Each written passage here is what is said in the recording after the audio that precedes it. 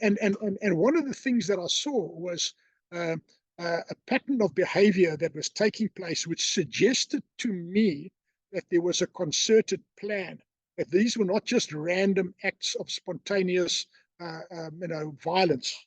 There was a random plan. There was a well thought out plan, or well thought out strategy. And the reason why I came to that conclusion was very simple, because there was very strong evidence that key critical parts of infrastructure were being targeted, and they were either being broken, damaged, in other words, demolished or broken in some way as to render them inoperable, or they, in the case of a simple valve, they were left open or they were left closed.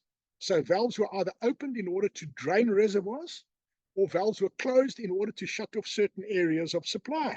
And these were done surreptitiously without the management structures knowing about it.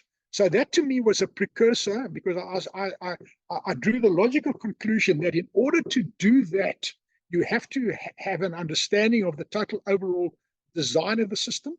You have to do a vulnerability assessment to know where your vulnerable critical elements are. Then you have to develop a plan to render that inoperable.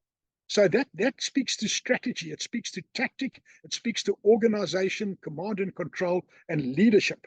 It speaks to working towards an objective. In other words, it's deliberate.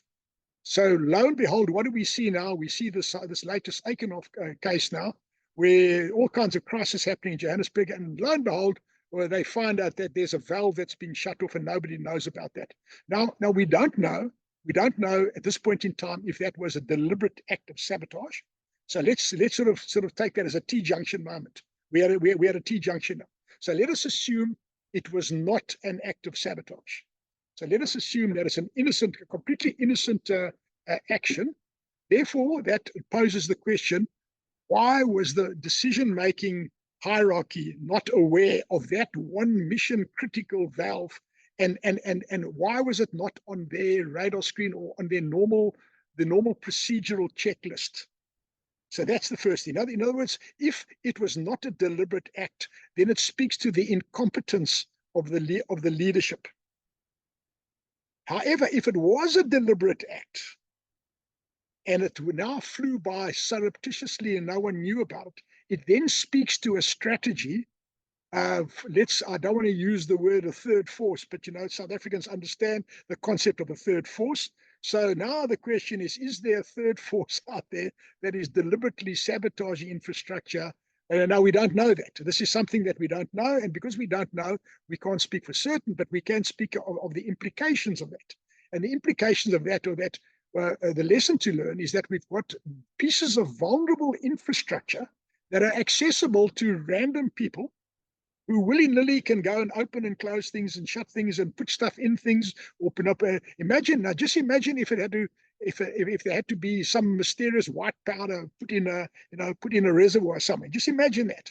Even if the white powder is only sugar, it doesn't make a difference. The fact that there's white powder that's been put in a reservoir suddenly sends a message which speaks to the security of the infrastructure or the absence thereof.